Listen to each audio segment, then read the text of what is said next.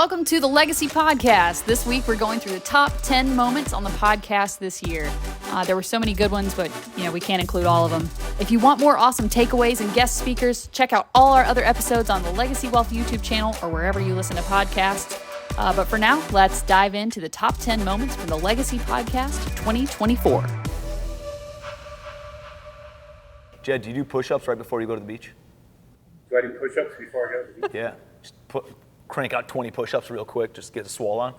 Yes. Yeah, you do that. It works. It works. Do, re, mi, fa, sol, la, ti. Do. All right. We ready? I slay. I owned a very small amount, like about 10 doors for almost a decade. I was still doing the music thing. I still wanted to make that happen.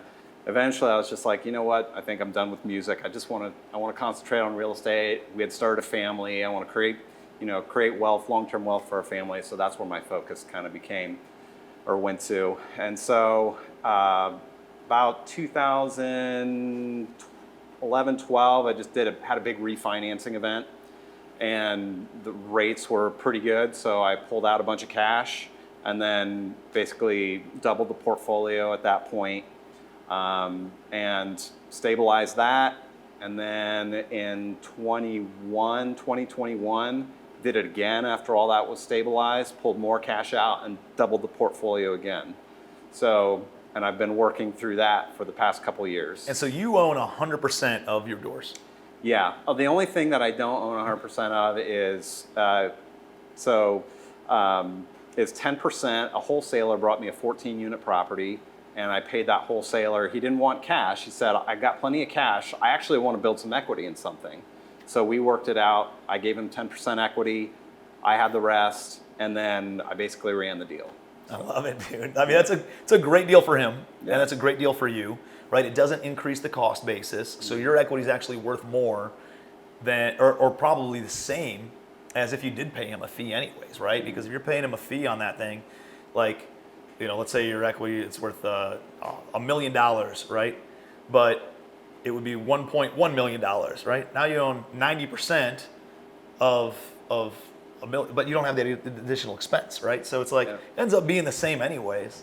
And it's a great way to get into the deal, and he brings you the deal instead of giving it to somebody else. Yeah, and that deal worked out really well. I think I bought that deal it was 14 units. I bought it for like $725, and that property 2.5, 3 years later is now worth $1.5 million. So it turned out pretty well. It's amazing. It's amazing. So, so what does it look like? Are you going to wait another decade until you can refinance the portfolio again and then double it again? Is that what we're doing here?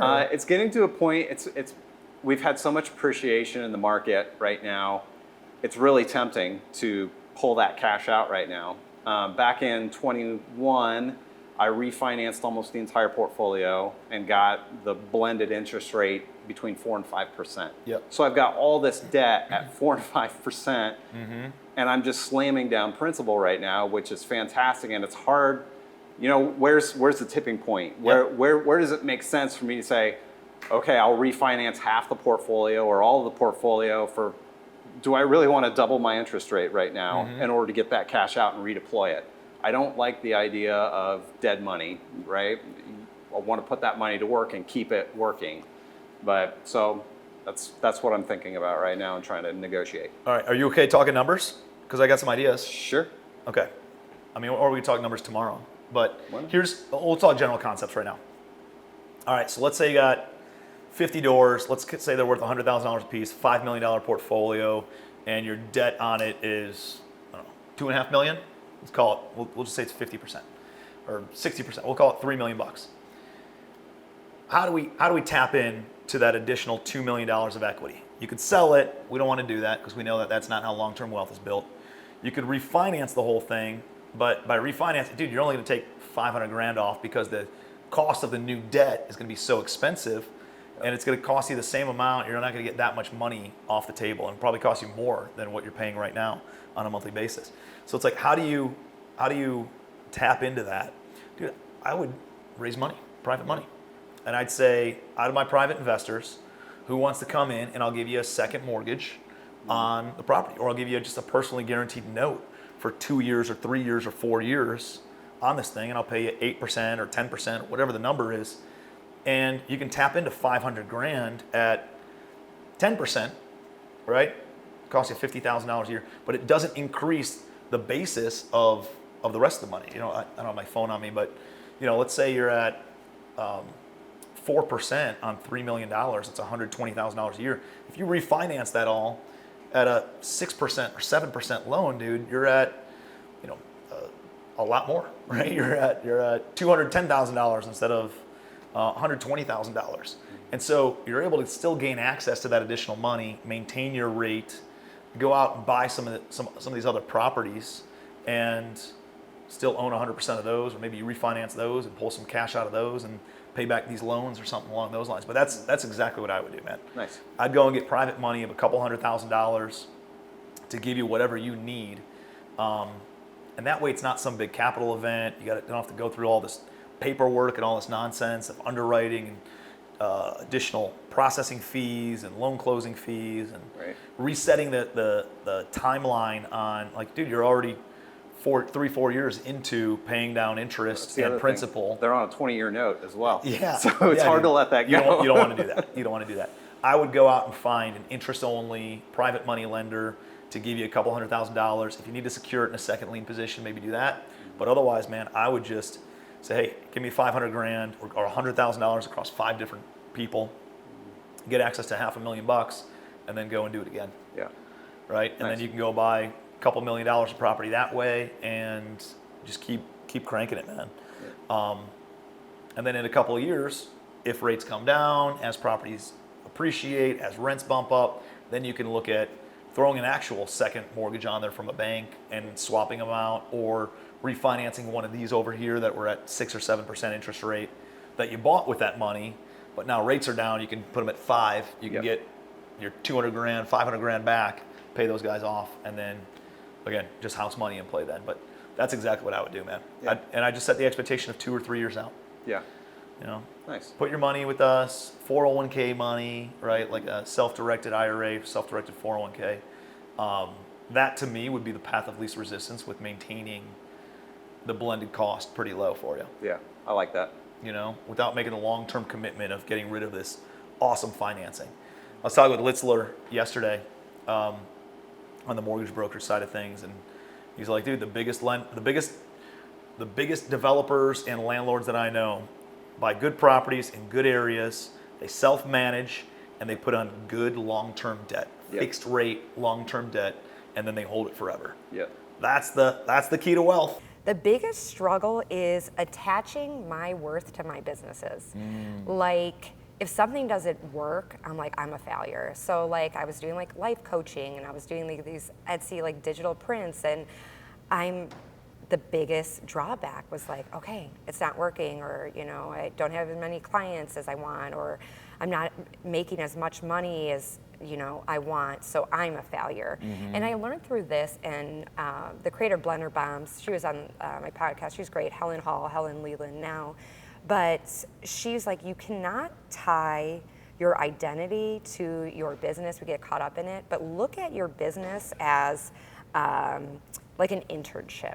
Like, eventually it will end. Some are long-term, you know, some are short, but that has been the biggest drawback, is like the internal dialogue that I face. Everything else I've been able to figure out. Like, I've had a different label. Like, that's simple. Like, I've created that my own. Another thing is like, where should I be putting my money, as far as like, where should I pour back into my business? That's kind of a thing where I'm constantly questioning and getting feedback from. But I think like the internal stuff has probably been the hardest lessons I've learned. I think that's one of those things that we haven't talked about much, like with my guests on this podcast, and I think it's a really, really important thing to address, because so many people, I mean, you see it when somebody sells their business and they lose their identity, right? And who was it? One of the guys, I mean, sold for over $1 billion. I think it was Zappos or somebody. And the guy ended up committing suicide because he lost his identity, didn't know what to do, right? And that's what all of us are taught to look. Hey, you want the big exit, you want the $1 billion exit in some and we attach this. It's our baby, and we work it and live it, and it is who we are. I'm the owner of this company, and here's who I am, and here's what I do. And that's like the first thing you say to somebody when you introduce yourself, and then all of a sudden, it sells, or it doesn't exist anymore, or you had to shut it down. I know a lot of people who have been scaling back their real estate operations, or lost a property or whatever, and like they're losing their identity because of something that's outside of their control. Interest rates and insurance premiums and crappy management companies and some of these other things. It's like, that's not who you are, right? And your circumstance doesn't dictate who you are as an individual. Totally, yeah. Right, and both at the top and at the bottom, right? And so, I think saying, hey, I'm a real estate investor. No, I'm Tim Bratz. I'm an entrepreneur, right? I'm a dad. I'm a husband. And I own some businesses, right? That way, I'm not linked to that business itself. I own businesses, but I'm not this person and only this person. Totally. And I think everybody can, like if you're a parent too, you can relate to this, because it's like a lot of mothers get caught up, I'm sure fathers too, but I'm a mother myself, is like they make their identity their kids, and then guess what? They leave the nest, or they become teenagers, they don't want to spend as much time with you. It's like, okay, what do I do now? So I think it's important to like have other things outside of whatever you're doing, whether that's in business, in your relationship with your partner, whether it's you have kids, your friendships, whatever it is to have different outlets. Yep. Every member of the panel was a Legacy Family member, and the evolution of Legacy Family, this was the 11th summit, and the idea that the people on the stage were comprised 100% of members of the group, I think is incredible. People who have stayed the course with Legacy Family and have built their businesses because of being in a mastermind like this. I think you had, I mean, you probably wouldn't admit this, but you had to be incredibly proud of what has been built to the point where, hey, we've done this for a few years, and all of a sudden we've got our members that are leading the discussion. For these different areas. We used to bring in guest speakers and all this other stuff, and I got to thinking like, no, I want to promote the members of our mastermind. Right.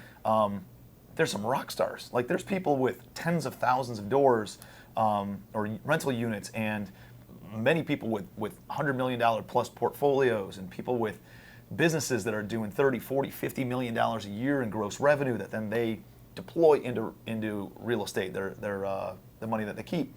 And so like there's some real rock star businesses that attend and are members of Legacy Family, and they're in the trenches. Like they're actually doing the work versus somebody who gets paid to go and travel to speak.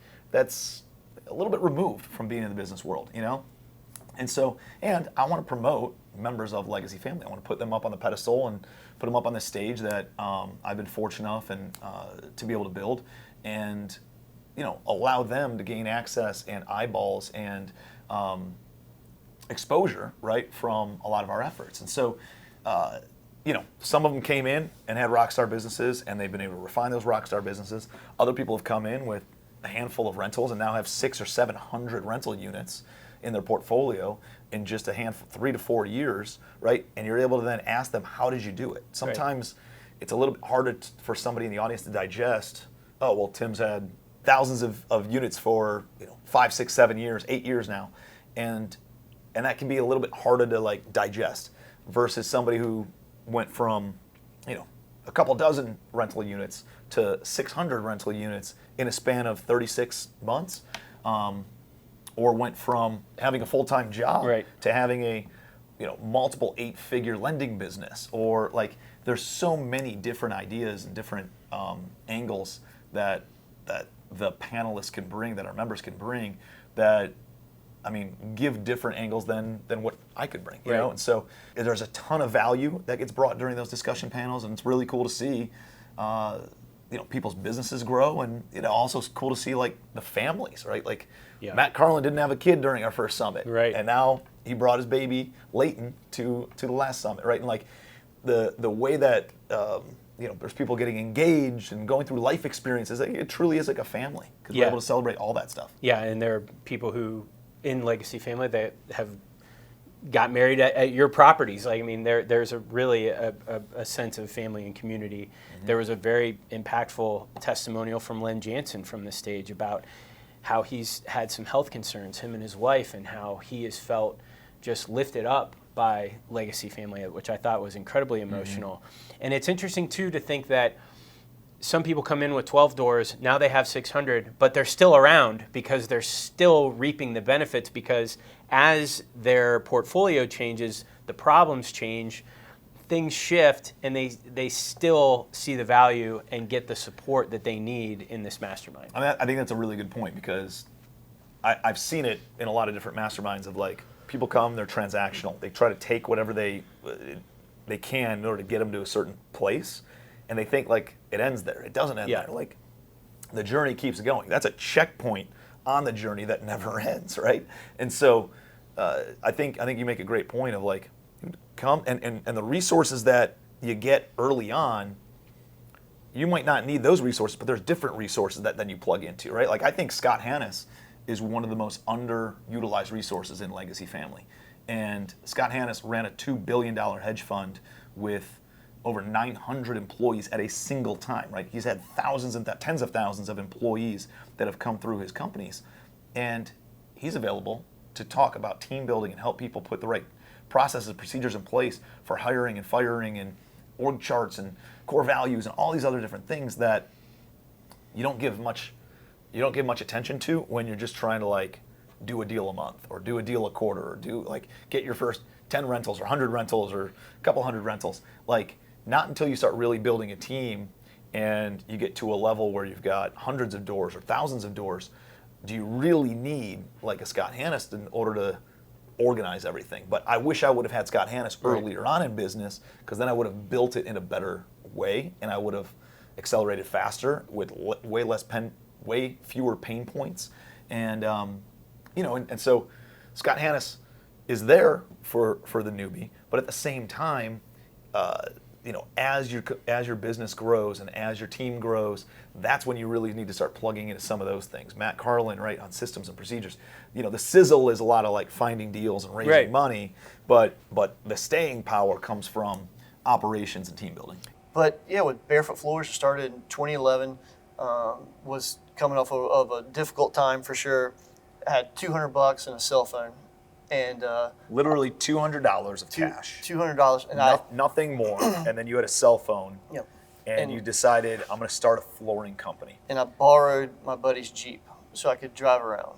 I wouldn't want to do it again. Yeah, it's not fun, right?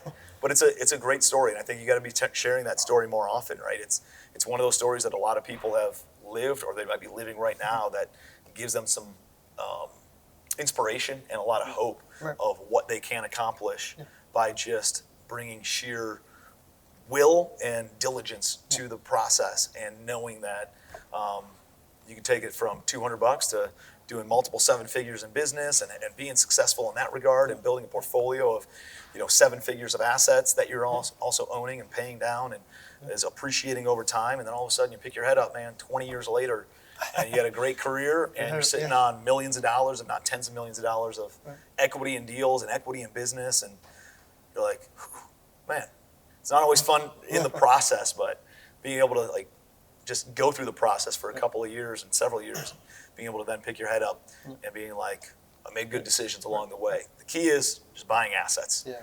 Like, that's the difference between the rich and the poor. Is just whoever buys the assets is the one who ends up winning in the end. Yeah, I would want to challenge people to step out of your comfort zone, take action, and then be in the right rooms. I love that. I just read an article that, it was on Real Deal, and the Tides Equity Group, 30,000 plus units. They bought a bunch of stuff, right, over the past few years too. They're handing things back left and right now. They have 30,000 doors, and they're not immune to these market conditions, operational conditions, things like that. What are the lenders saying? Are the lenders scared shitless? Are the lenders confident in the market? What are the different lenders saying on both, the bridge loans, the mezz loans, the debt groups, the debt funds, and then, like, the long-term lenders as well. Like, what are they looking for in a good borrower or a good deal? Like, what kinds of things are they excited about, and what kinds of things are they like, I need to stay away from this? Look, so the first thing that everybody wants to see is real cash in the deal, right? So, I mean, we were doing 80+% loan to cost deals in 2021, a lot of bridge loans. Today, more equity is a good thing, right? Or if your deal's not performing great, showing that you're committed to the deal by bringing more cash is a good thing. The second thing is communication, right? A lot of times when things aren't going great, people shell up. They don't over communicate. Communication is the most important thing. If you're communicating, doing the right things, for the most part, lenders want to be flexible. The permanent lenders, so longer term fixed rate loans, we're really not seeing much issue, right? Because the stuff that was bought at the peak 2020, 2021, those rates were low, right? 5, 7, 10-year loan at that time, even if the property maybe declined a little bit in value, at least can service the debt and it's fixed, right? So we're not really seeing any issues there. What percentage of loans that are out there, give me a ballpark, are on these loans that were refinanced over the past 3-4 years when rates were very, very low? Like, is it I don't know, 60% of the loans out there are already on fixed rate debt with low interest rates, and so the boat's not getting rocked that much? That's probably right. Are we expecting, like, when those all come due, like most of my fixed rate stuff is like 10-year terms, right? We did mostly 10 and 12-year terms across the board. I think there's 1, maybe 2 that are less than 10 years that I have that are fixed rate, agency at least. And so, I'm looking at this and I'm thinking, a big thing in 2008 was wait until the ARMs adjust, right? And as soon as the ARMs adjust, everybody's payment goes up by 3x, and then all these properties hit the market, everything gets foreclosed on, everything goes back to the bank, and too much supply, not enough demand, all this other stuff. Is there a timing thing? Are we expecting that? This is a good point. What's really the relevant question is the stuff that got bought at the top. What percentage of that stuff is on the floater? That's the question, and it's north of 50%. Really? We were doing. Every deal that we were doing that was openly marketed, to make the numbers work, you had to get the leverage, you had to have the flexibility to be able to get in and out of it. More than 50% of these deals were on the floaters. And that's really just a matter of time. Typical structure for that is a 3-year deal, 2 1-year extensions. So you're starting to get into those extensions. The lenders, even if you busted a covenant, are really being pretty flexible to just give you more time. They're extending and pretending that everything's going to be okay. And with rates, if they don't, I think there's this influx of properties that they got to then asset manage, and they don't want that shit on their books. They don't want it. That's exactly right. If somebody's willing to keep throwing money at it, they'll let them do it, right? If there's a path to get out of it for a sale, to get out of it to be made whole, they're going to let you do it. Keep in mind, even the stuff that was bought in, at the top, that stuff, if it's performing, you could at least get out of the debt. Yep. Right? Like you could sell it and the lender would be made whole. So they're in an okay spot, right? A lot of deals have equity wiped, but the lender's sitting there feeling okay. And if rates do continue to come down a little bit, then it gives the borrower an avenue to hopefully be able to refinance. Maybe need to write a check, but at least they're made whole. Yeah.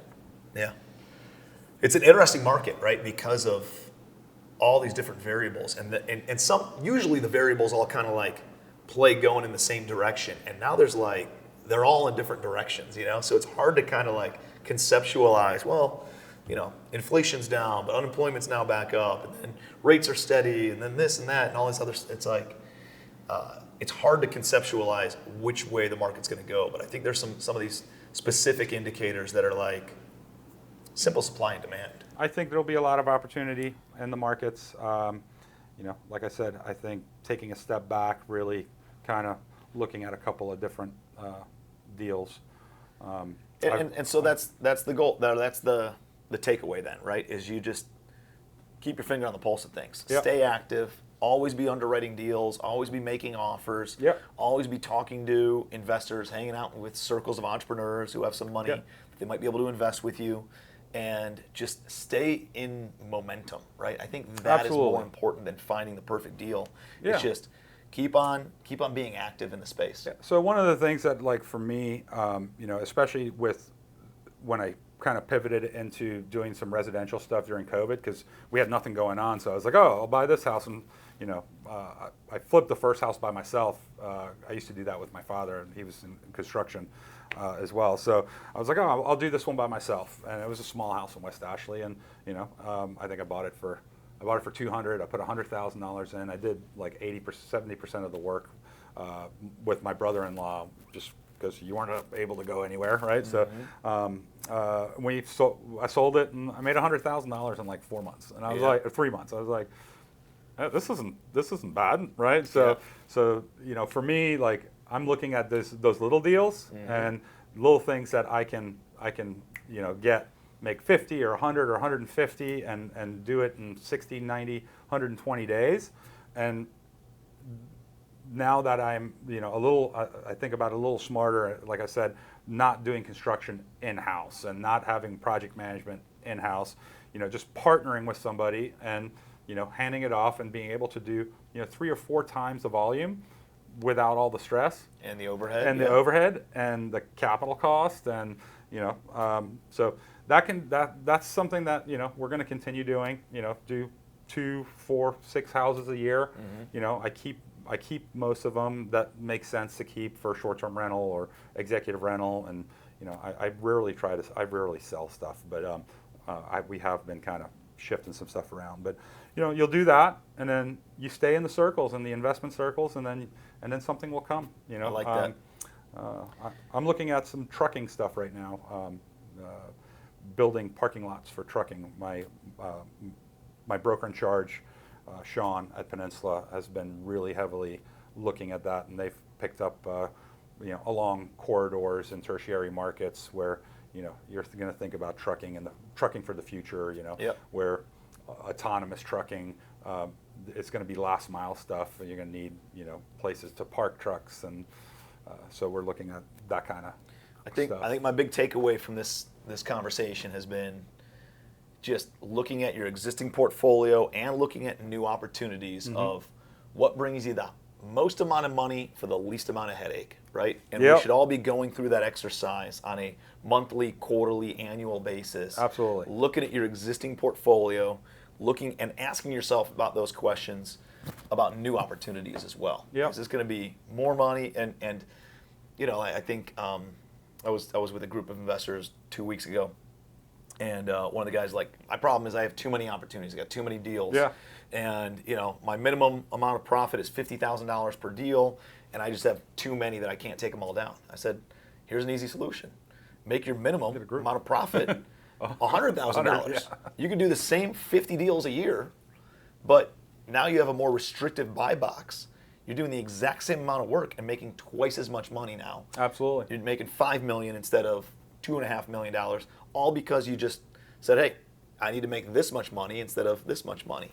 And it's the same amount of work, but way more return on his time and return on his investment.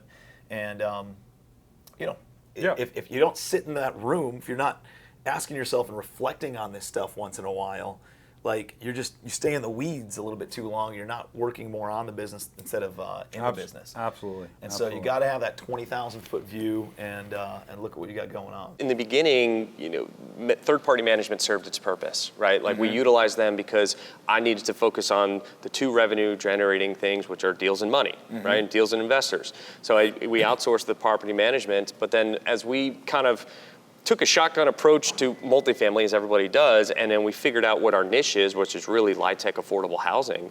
We couldn't find a management company that specialized in LIHTC affordable housing, so we had to create it ourselves. There are a lot of people that can manage LIHTC and affordable housing, but they didn't do it to the quality and to the standard that I want it done, or they didn't focus on it. That's all we do is affordable housing LIHTC, right? So like, obviously, as you know, being on the other side of the coin is if you focus on one thing and do it really, really well, you're going to do it better than everybody else. Instead of, taking this approach of like, I'm just going to get any property management company in there, because you fall out of compliance with LIHTC and you can get in trouble pretty quickly. And LIHTC apartment complexes are not the low-hanging fruit. It's the high-hanging fruit. It's the property that when somebody sees it hit their inbox out of a LIHTC property for sale, they don't even open it, right? That's where that's what we said. Was like, hey, this is where we should probably spend our time and focus on, because it's something that nobody wants to look at because it's difficult. It's not easy. So we created the systems and the people and the processes in order to manage them effectively. And as we continue to grow and scale, we're like, okay, well, we thought we did it right, but maybe there's some other things that we can take advice from other people on in order to make it even better, right? But in terms of like property values and taxes and insurance and debt, it's like it's been a bumpy road the whole time. I mean, you really got to be creative. I mean, we've done a lot of seller finance loans. I mean, 8 figures of seller finance notes, and the insurance thing is the only thing I haven't really been able to solve for. But we did switch over to a master insurance policy that saved us about $400 to $500 per unit per year, which is substantial. It's big. It's very big. So that was a big success, but it took me a year to kind of do all of that. But one thing I do like about LIHTC properties and affordable products is you're kind of protected on your taxes and your debt lines. I mean, the 3 major expenses that you pay: taxes, insurance, and debt, right? So we're protected on our property taxes because they're assessed as affordable products. So they're assessed on their... Are you buying them after those are about to expire, or are you buying them like right after like the 15-year initial compliance period, and then we'll own them. We'll try to run them through the QC process in order to get them out of LIHTC and then sell them as market rate. But a lot of properties, they're just under market rates because people that built them didn't really understand how to continue to increase the value and the income on them. So we have a business plan in place that does that and captures the loss to lease in a very effective manner that most people don't really know about. So it's kind of our, maybe call it proprietary business plan or whatever you want to call it. But yeah, so the property taxes were assessed on an income-based instead of a sales approach, right? So we can appeal our taxes and get them reduced generally 20, 30, 40%. Insurance, we really have no protection on. We're actually kind of most exposed in insurance because when insurance companies hear Section 42, LIHTC, affordable, whatever, they don't want to touch it because they statistically have higher claims ratios. But then on the debt rates, I mean, as they continue to go up, we continually see like 50 to 100 basis points less in rate and higher leverage and higher amortization periods on affordable products. So it kind of helps balance out and really kind of protects you in a couple lines on the expense. Yeah, man. No, I think you found a great niche, and that's why you're having so much success. Whenever a lot of people got spread thin. They're in all these different asset classes. They're trying to buy businesses. They're trying to do real estate. They're trying to do commercial real estate and residential real estate and still maintain a flipping business and a wholesaling and all this other stuff, man.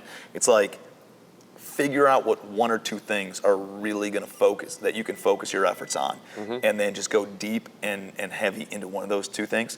And then, when I say 2 things, the reason I'm not saying 1 is because I do think you need like a fast cash, like a quick money, that if you needed to go make X number of dollars in the next 90 days, you could do that. And then the long-term wealth, right? I think too many people focus on either just the cash.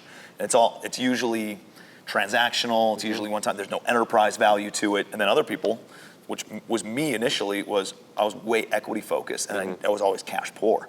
And it wasn't until I had each of those different businesses that it allowed me to then be more dynamic in my business growth, because I had the safety of having some fast cash and still working on the enterprise value of building the business, So I got into coaching because my dad was a coach. He coached for 30 years. He coached me in high school. I became a teacher because I loved the game of football, wanted to coach, wanted to teach. So I taught and coached for 27 years, won 2 state championships, had a lot of success.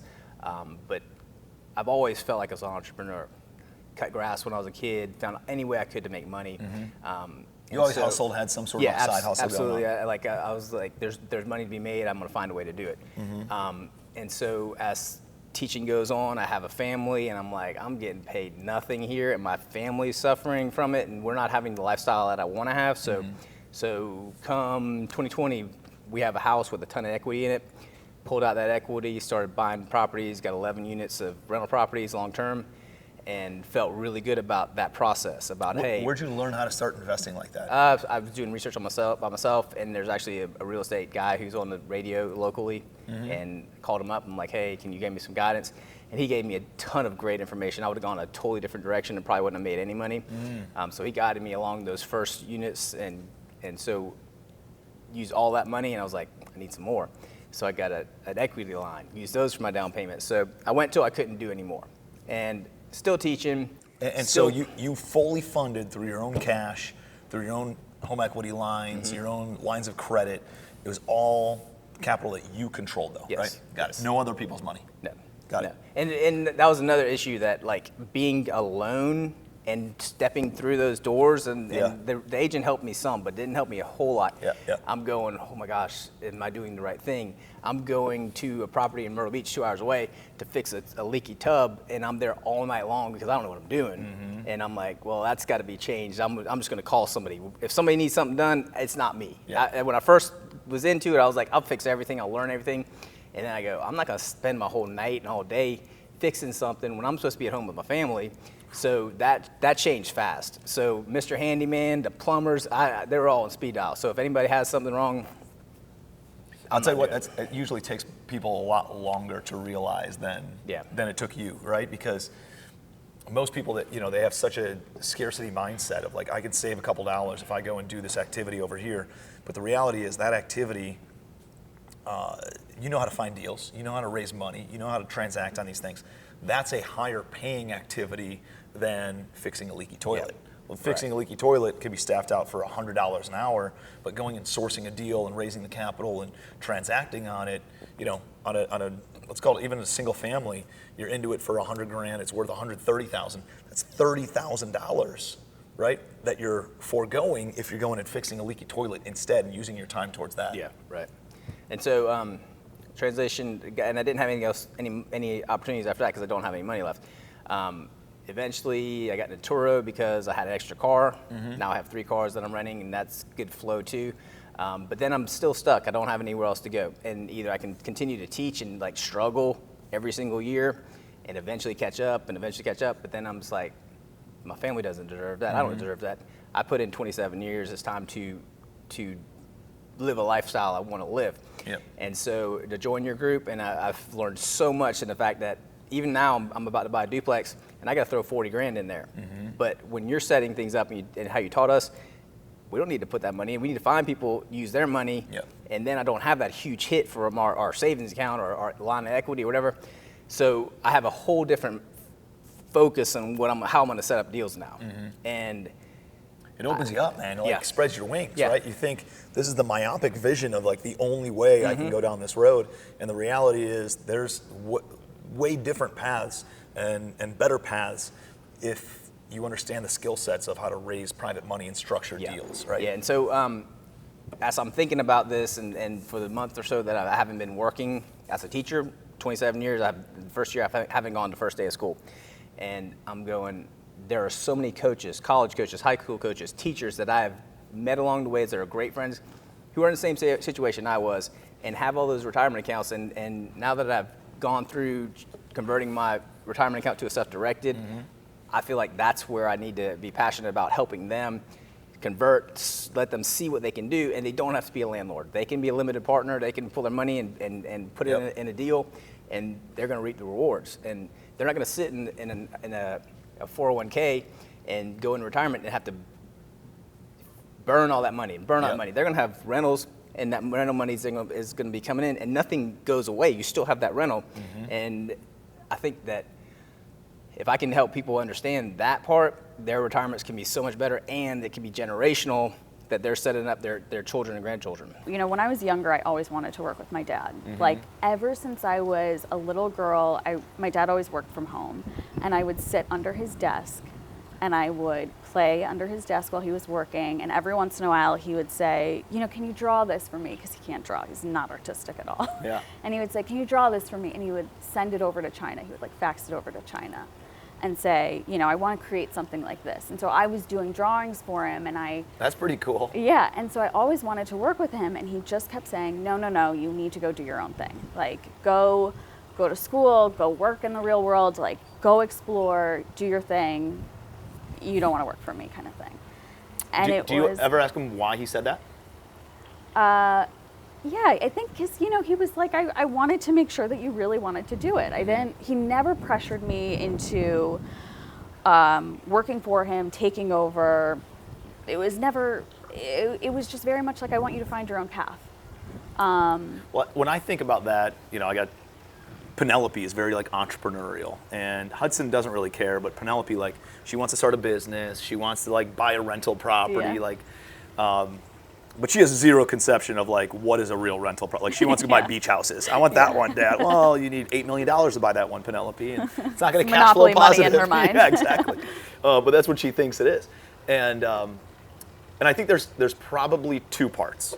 The first that I would think is, it's hard being an entrepreneur, right? You get your legs taken out all the time, punched in the gut over and over and over, and there's a lot of struggles typically in that process that as a parent, I know what it took, and I know how much I struggled and how much I still struggle being an entrepreneur, as opposed to not wanting my kid to have to go through that, right?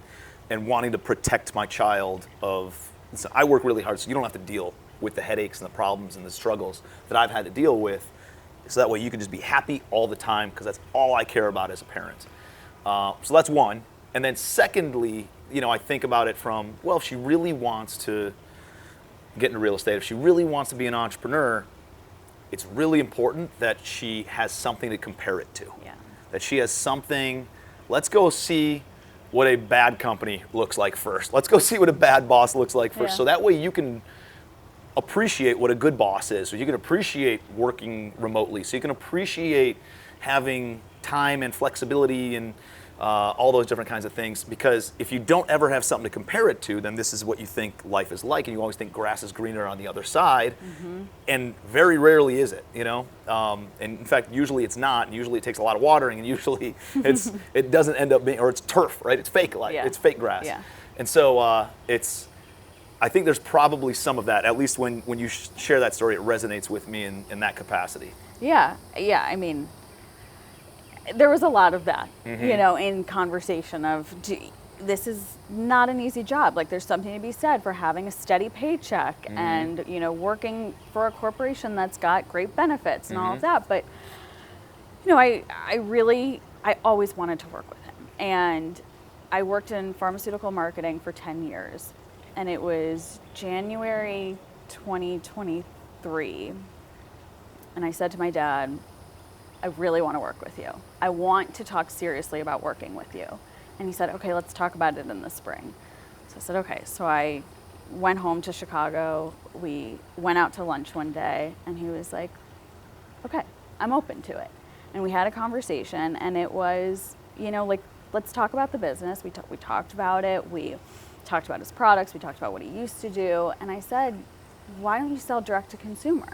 Like, you don't have a website. Like, I tell people about my family business, and it's like, or my dad's business, and everyone's like, well, where can I buy it? And it doesn't exist. And so, you know, he wasn't going to hire me just to like do what he does. Yep. He was like, you do need to something, bring new value. Yeah, exactly. You do something I can't do. And so that's when we decided, okay, I'm going to come on and we're going to take the business direct to consumer. One of the things that I always see in a lot of marketing classes or marketing books that I've read and things is like, you want 3 price points, all right? If there's 3 tiers of a price point, you can direct consumer behavior based on changing those price points. So imagine you got 3 different types of wine at a restaurant. Yep. You know, your lowest price point might be a $50 bottle of wine. Your middle price point might be a $100 bottle of wine, and then your third price point is a $150 bottle of wine. Well, people don't want to be the cheapest, but they don't want to spend the $150, so a lot of people are going to buy that middle one. If you move that middle dollar amount or they might buy the cheapest one because, hey, it's the cheapest one and I got to double it in order to, I can buy 2 of the cheapest bottle in order to get 1 of the middle tier.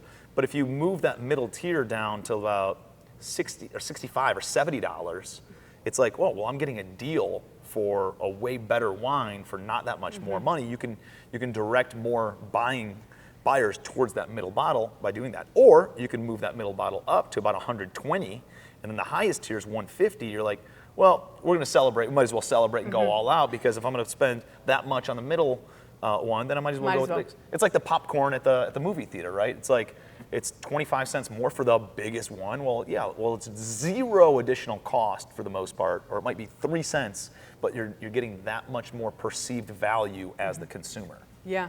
Yeah, so I guess, I mean, that's a great analogy to be able to work with is the wine. You know, I see tiers as a lowest tier is sort of a lead gen, or a way for people to sort of be able to kind of get a taste of what the service is like as well from a membership sort of model. You know, and then slowly sort of move up that tier, or it allows them to flex in between each tier, depending on their time, their stage of life. Things happen, people move, or you know, they have a child and they need the service that you're providing. They may need more support, or they may need less support depending on where they are. And so ultimately that then helps keep that client in your customer base as well. So I see it as dual fold in that way of, yeah, it's a retention aspect, but it's also it's a lead gen aspect as well, when you have that sort of lower tier for people to engage, taste, get a feel before, you know, a lot of times if you're offering that mid-tier, higher tier, there's a sense of trust that needs to be built. Very much so. That's an important point, right? Yeah. Like, if they don't they're trying it all out, they're testing it out, they're making sure that it's a good fit for them before just because they have the money doesn't mean they're willing to spend it until they really know that this is something that they have a lot of trust and compatibility with. Right, exactly. And that's easier to do if they have spent that amount of money in a different sort of service, you know, before, or a similar, you know, competitor or something like that. That gap is, you know, less of a education barrier, so to say, as to why you should have this higher tier. It's a lot easier to educate and build trust in this area, and then slowly be able to develop that relationship towards sort of your biggest offering and whatever that looks like. So and I think there's a muscle that kind of gets built up if what I've seen is, like, in a lot of different consulting or coaching businesses and stuff, is like they'll do a free plus shipping offer or something in order to kind of like get these micro commitments to occur. And you know, it might be something very small, very non-committal, and then all of a sudden they spend $10 with you, and then all of a sudden it turns in, if I'm willing to spend $10, maybe they'll spend $500, right? And then they'll spend $5,000, and it's kind of working up the muscle. Like you see it in all the ascension models of start at a lower price point and then move to a middle tier and then move to a higher tier price point, and taking people through that process because they need to see all the value you give for $10. You know, oh, if I can get this for $10, imagine what if I spent $500, how much value that, or if I spent $500, if I spent $5,000, and how much value can come from that. And you know, it's a little bit of that getting the consumer in the mindset of spending the money. This has been awesome. Appreciate you being here. Thanks. It's exciting Thanks to for have having you on the Legacy Podcast. And we've got a lot of good stuff in store for Legacy family members and all the things that we have coming down the pipeline in 2024 and 2025. Appreciate you guys being here. We'll see you next week on the Legacy Podcast.